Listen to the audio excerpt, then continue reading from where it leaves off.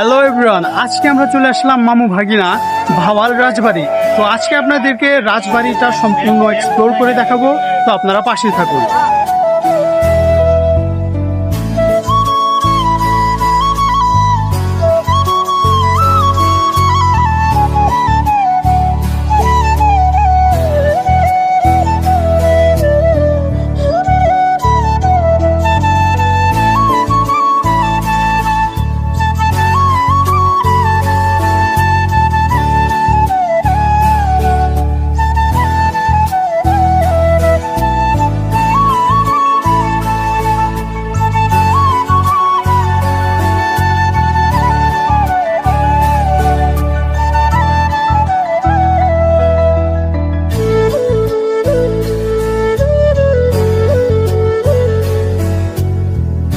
সুপ্রিয় দর্শক, আমার পিছনে যে গাছটি দেখতে পাচ্ছেন এটি ভাওয়াল রাজা উনি রোপণ করেছিলেন।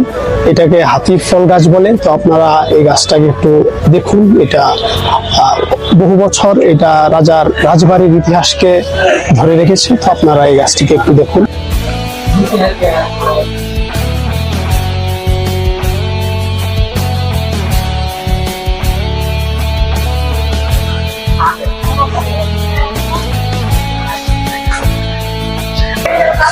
সুপ্রিয় দর্শক, তো এখন আমরা আছি ভাওয়াল রাজবাড়ির যে মন্দিরটা, তো এখানে তো আপনাদেরকে ভাওয়াল রাজবাড়ির মন্দিরটাকে একটু দেখায়, আপনারা দেখার চেষ্টা করুন। তো এই হচ্ছে ভাওয়াল রাজবাড়ির মন্দিরের প্রবেশ পথ। তো ভাওয়াল রাজবাড়ি প্রতিষ্ঠিত শ্রী শ্রী মাধব মন্দির, জয়দেবপুর, গাজীপুর। তো এই মন্দিরটাকে আপনারা একটু দেখুন।